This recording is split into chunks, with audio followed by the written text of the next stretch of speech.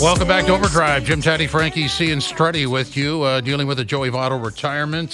Jay's lineup is out there hosting the Angels starting tonight, and Burr is on the mound for the Jays. Later on, we'll have Steve Phillips stop by. There was a hockey trade today. McGroarty goes to Pittsburgh. Yeager goes back to Winnipeg. Yeager is signed. McGroarty is not. So that's an interesting exchange. I mean, that was going to happen, right? It was. Both those guys were drafted 14th overall, just in different years.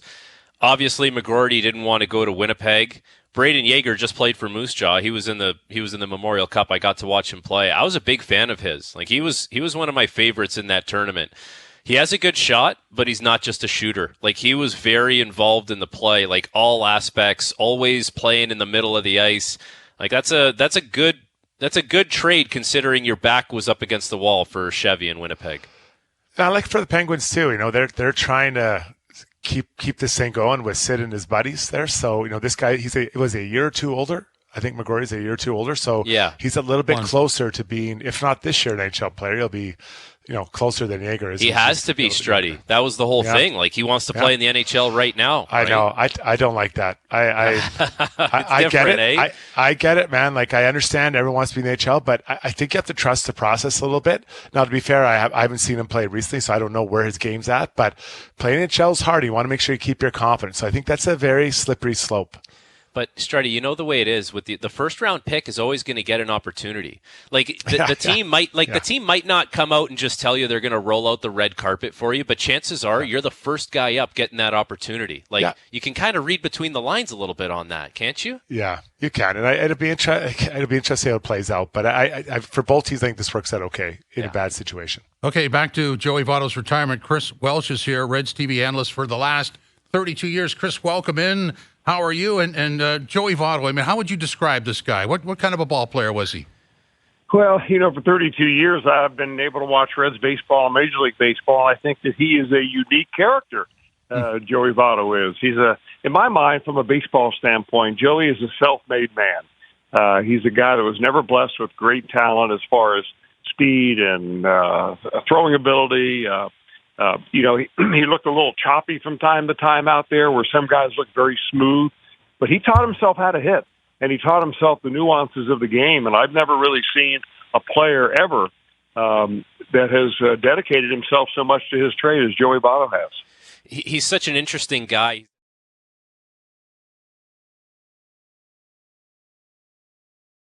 But is there anything that comes to mind over the years where you had an interaction with Joey Votto and you left thinking like, what the hell was that? Like, anything that comes to mind? Any stories like that?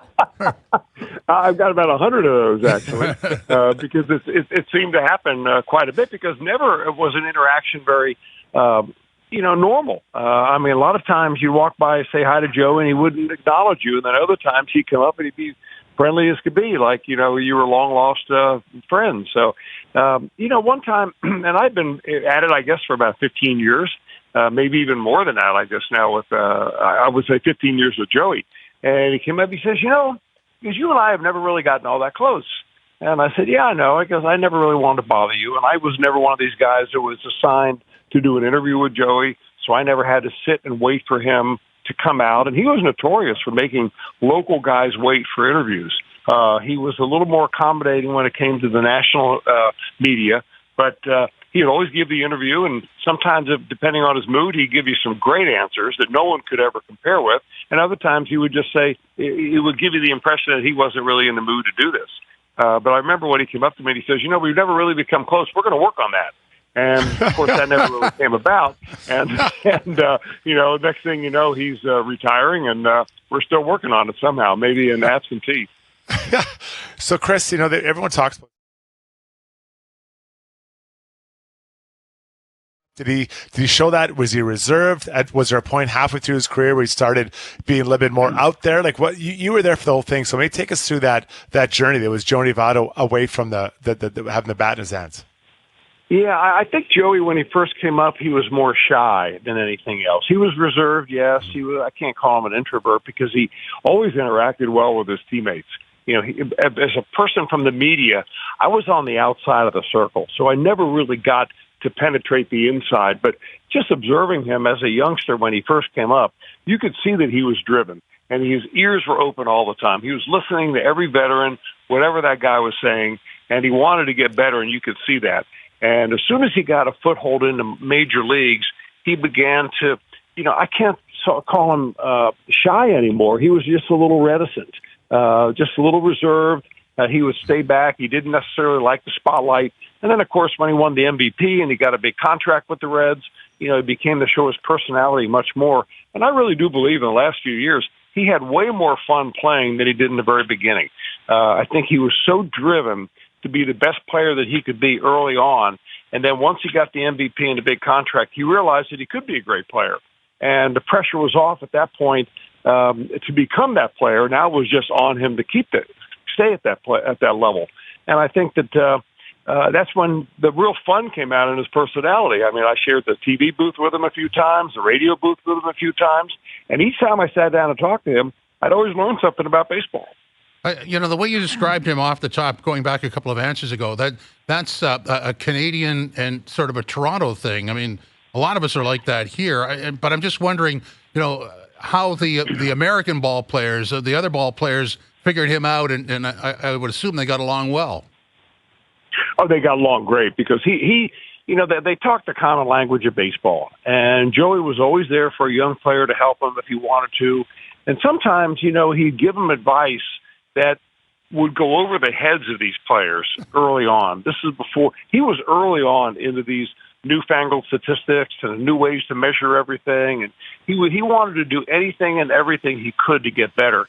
And, I think there was an article written by one of the writers here in Cincinnati, which was entitled, Joey Votto is playing chess when everybody else is playing checkers. And to a certain extent, when it comes about hitting, that's what he would do. In fact, he used interesting words when he talked about facing pitchers. He would take the first pitch sometimes, and he would say, I want to get engaged to the pitcher. I kind of want to, and he'd make eye contact with the guy. And sometimes Joey, before there was a rule about staying in the batter's box, he would take a long time to get back in. And then other times, he would never even leave the box. So he would always try to take control of the at-bat. I thought that was very interesting because it was an emotional control of the at-bat that he was trying to get the edge on the pitcher. And the guy was always battling, no question.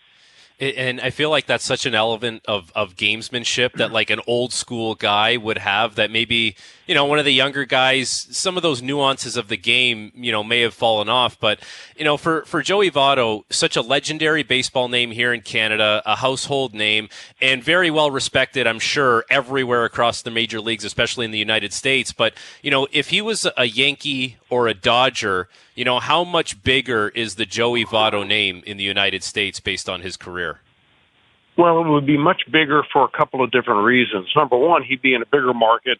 He would get much more publicity. He'd be in the public eye as far as the national spotlight, much, much more than he was playing in a small town like Cincinnati. But the other thing that I think would even be more important is that he wouldn't have had to be the man to drive runs in, to hit home runs. He would, if you surrounded him with a couple of other great players, now you have this missing ingredient that a lot of teams are looking for, which is the guy that gets on base 45% of the time. And that's what he did in Cincinnati when Cincinnati needed that guy, and they needed somebody to drive runs in. They needed somebody to hit home runs. And, he couldn't be all three of those things at the same time. So that's why I think that, Votto would have really excelled in a bigger and better market.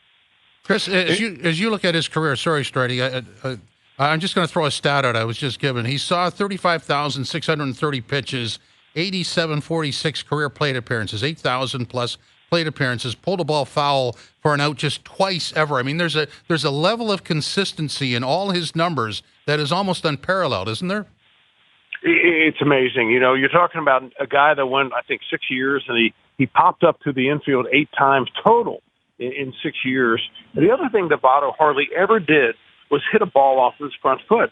I see some hitters doing that all the time, and it's basically a product of being way out in front or just not good at putting a good swing on the ball or trying to hit a ball the wrong way where it is. And what Votto did, and he really kind of revolutionized it, is that he would get an inside pitch with 2 strikes, right? And the pitcher tried to come inside on him, and he would like drop the sword right in front of him, and he'd foul that off into the third base dugout time and time again, whereas most hitters are trying to pull that pitch, and that's the pitch you hit off your front foot or your shin, and he hardly ever did that. I thought it was amazing the way he figured that out. He was the first one I ever saw to do that, and he did a lot of those things for the first time.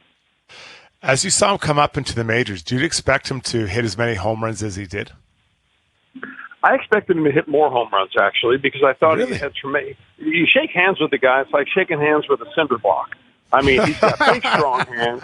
He's got wrists like fence posts. I mean, this guy is extremely strong. In fact, when they did the physicals at the very beginning of the year, you know, they give you all these different tests, and they have this little hand pressure device where you squeeze it, you know, and had a little dial and show you how many pounds per inch you could squeeze that thing in.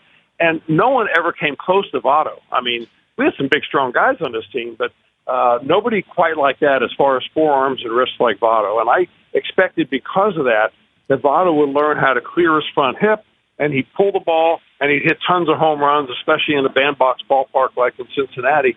And he never came to that because he didn't want to sell in and only become that style of hitter. And the other thing that he never wanted to sell in or sell out about was chasing pitches that were even a quarter of an inch off the plate. If it wasn't a strike, he wasn't swinging, period, end of story. So many players would have come and gone from that organization in Cincinnati during Joey Votto's tenure there. Like, how many guys do you think left that organization and were asked the question, who was the best teammate there, or who was, you know, the most interesting guy you played with? How many times do you think those people said Joey Votto when it comes to being the best teammate? Yeah, I'm not so sure how many pitchers would say that, to be honest with you, because he interacted way more, I think, with guys that were everyday players. And he always seemed to be there to help a young player. But at the same time, I think there were a lot of young players that came through that were intimidated by Joey Votto because he has this presence about him, right? That, you know, he looks at you and you're not really sure whether you should approach him or not. And I think a lot of young players felt like that until they realized that he was there to help you if you wanted him to. But I think a lot of them, you know, ended up better players because of it, even if he just said one or two things to that player to help them along. I mean, it's something that resonates. And, you know, we say it nowadays. I mean, the players always listen to your teammates more than you listen to the coaches. And what better teammate could you have than Joey Votto? Heck, when I was coming through Cincinnati as a player, you know, I had Pete Rose to ask things to. And these guys since that time have had Joey Votto. He was kind of engaging with the spectators. Tell us a story about the ejection where he went up to the fan. I think he did that a couple of times, I think. But, you know, that one I can't really recall, which is, I mean, because, you know, you may be talking about 5 or 6 different ones.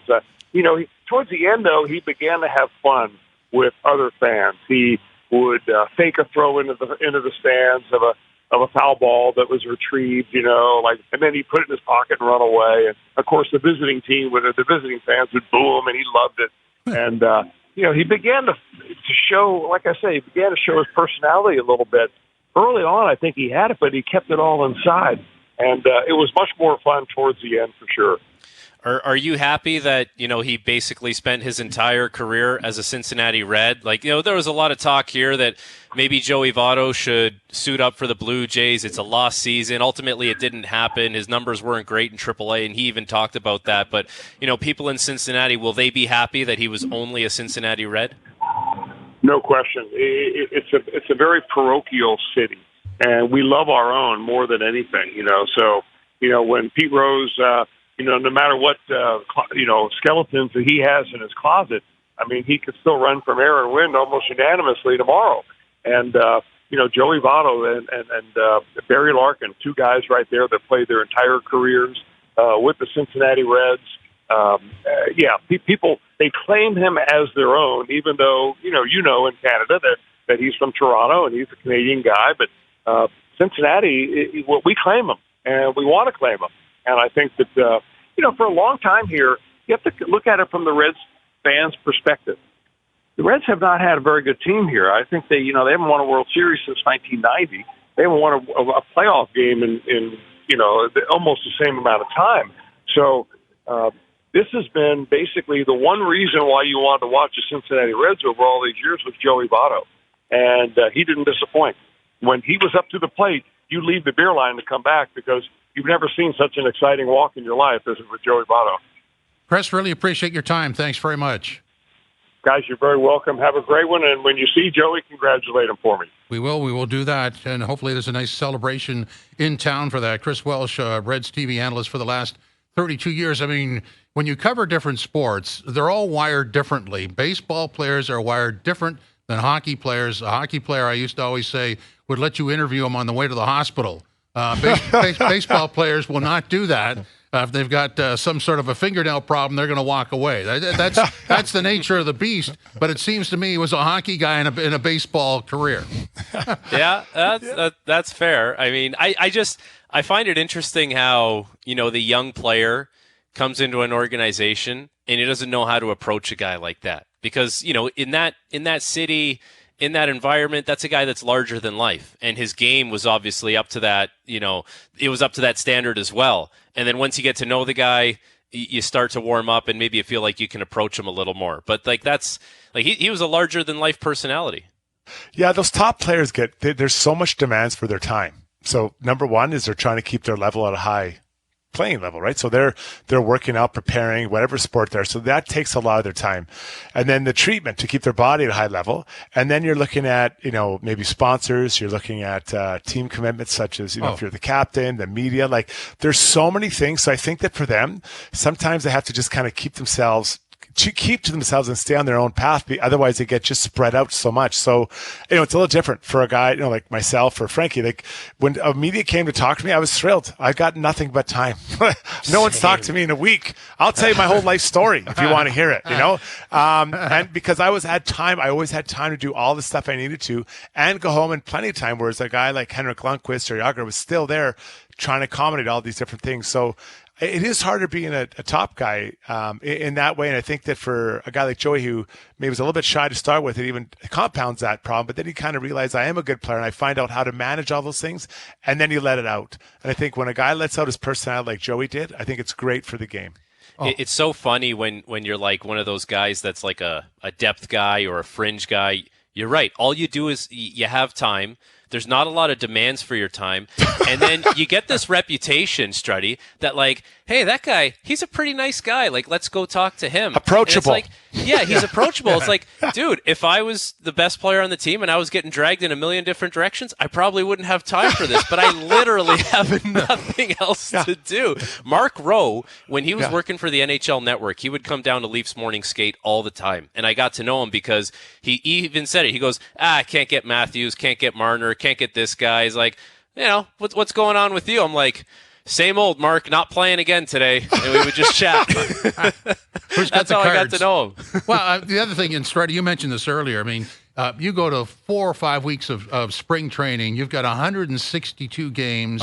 And if you're in the playoffs, you get stretched out. I mean, that's a major, that's a commitment like no other sport. And then the traveling. Let's put the traveling on top of that. I mean, you're town to town to town. I mean, you do stay in places for minimum 2 games, I guess, up to 3 or 4 days, whatever it is. And then, I remember when I was on the road, there'd be times where we'd be staying in the same hotel as a baseball team, and their families would fly in.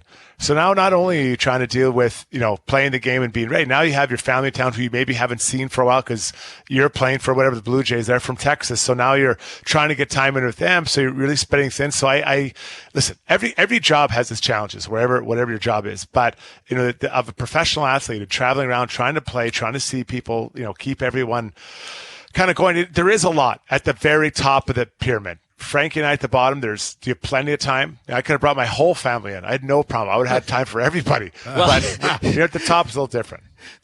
Chris goes, when Joey Votto's at the plate, if you're in the beer line, you leave the beer line to go back and watch him. And I specifically remember, playing a game where I didn't have many shifts. And I'm pretty sure, my dad was at the beer line and then got caught talking to someone, and he basically missed half my game because I had 4 minutes of ice time in that span. I probably only had 8 minutes of time that entire game. He's like, yeah, man, I didn't see you in the first period. I'm like, I actually played a little bit in the first period. Oh, man, it must have been when I left the seat. Morgan Riley had skate problems, so I got out there. Yeah, his helmet got stuck on the ice. They couldn't get a helmet for him. I had to go on the ice. Equipment malfunction, more seconds, another shift. Struddy, we haven't talked to you since the Edmonton stuff happened. What's your read on that? Oh, man. When that came down, it was, my gut feeling initially was this is bad for the Oilers. And the reason is going to affect them cap-wise, is also going to affect them if they didn't qualify the players, two really good young players walking out the door. And make no mistake about it, Holloway and Broberg up to this point haven't had a big impact on the team. But I think moving forward, their game was trending the direction where they were going to impact the game. And their value was as low-cost players. Now, they're young players, but usually young players are low-cost. As soon as those qualified or those offer sheets came in, and especially in the case of Broberg, drove it up to $4.5 million, you're no longer special. You're not old or young. You're a priced player at $4.5 million, and the Oilers can accommodate that. And same with Holloway. There was an extra $1 million he probably wouldn't have gotten. So you never begrudge a guy taking the money. I'm like, yeah, take the money. So for the Oilers now, they made a few moves, and they have a hole in their D for sure. The second right shot defenseman there's no doubt there's a hole, but I do think that might have been a position they maybe looked to upgrade, whether CC was there or Broberg was there or not. I do feel they would have done that. But for the guys leaving, like for Broberg now, guys, I am worried about Broberg. When you make $1 million and you come in and play in the playoffs, there's no pressure. No one, hey, just come and play, buddy. If it works out, great. If not, we'll put Darren Ayer back in. At $4.5 million now, I guarantee the first thing the Blues fans did when they saw the offer sheet was, who's Philip Broberg? That was number one. Number two, they're like, why are we paying this guy $4.5 million? So he's going in a situation where he has got to deliver 20 minutes a night and probably 30 plus points a season. That's the expectation at that number. Yep. So it's going to, it's no more hiding. It's now time to shine. He obviously feels he's ready. I like him as a player. I think he'll probably be okay, but it's not the same. $1 million or $4.5 million player, much, much different expectations. And I think for the Oilers, Struddy, like even with Bouchard's contract coming up, like if you take a look down the road, you're going to have Bouchard making a ton of money. Darnell Nurse is still going to be making, 9+. You can have a defenseman that makes $4.6 million, but I think if you're Edmonton, you need a little more assurance as far as what that defenseman is who makes that money. Because Philip Broberg, he might be, he also might not be. Like there's no guarantee that he hits a home run here and turns into that guy. So what do you do now if you tie yourself to that money and then 2 years down the road you're trying to win a cup and you're like, I can't do it with this guy playing in my top four, making that kind of money. Like it's challenge. It's not a guarantee.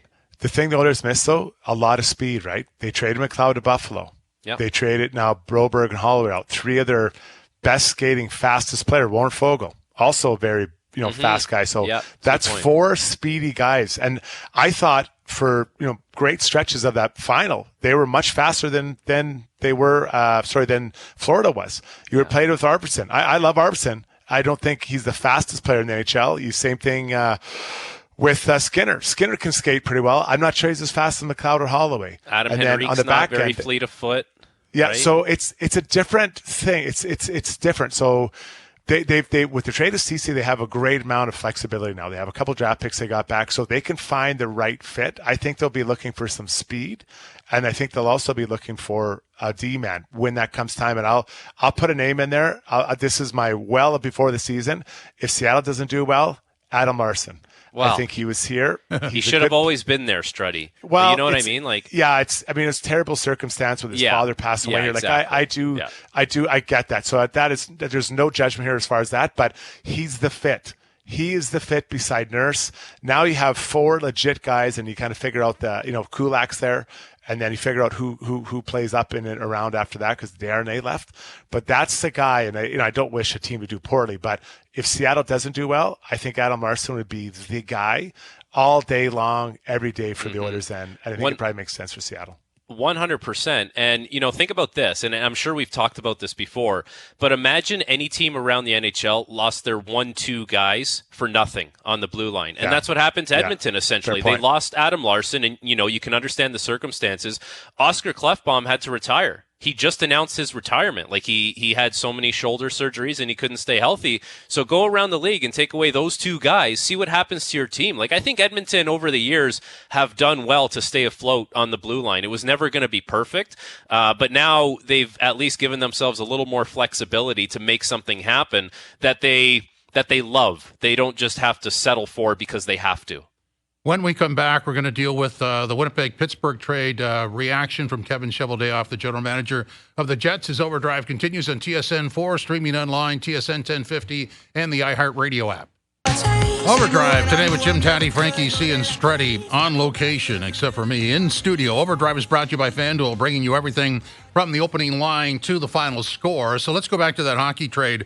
Rutger McGroarty goes from Winnipeg to Pittsburgh. Brayden Yager goes back from Pittsburgh to Winnipeg.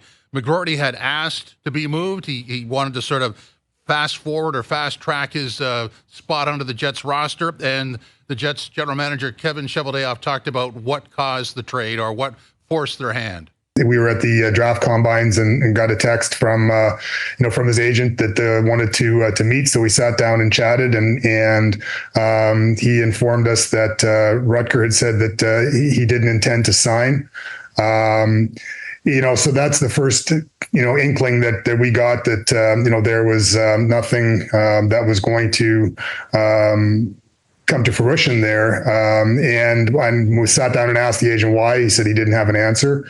He didn't have a reason. I went through a litany of questions, to the agent to see, was it player development? Was it, that we didn't burn a year? He says, no. And he just said he just didn't feel right. He said it kind of started in development camp where he just didn't feel right. And I said, well, I guess just like to, have an answer. But anyway, I met with Rutger face to face several days later, and that was the same response as well. So he said that when he got to development camp here, he put the jersey on, it became real, and it just didn't feel right at that time, and culminated with with that. So again, if there's a specific reason, Rutger hasn't told us.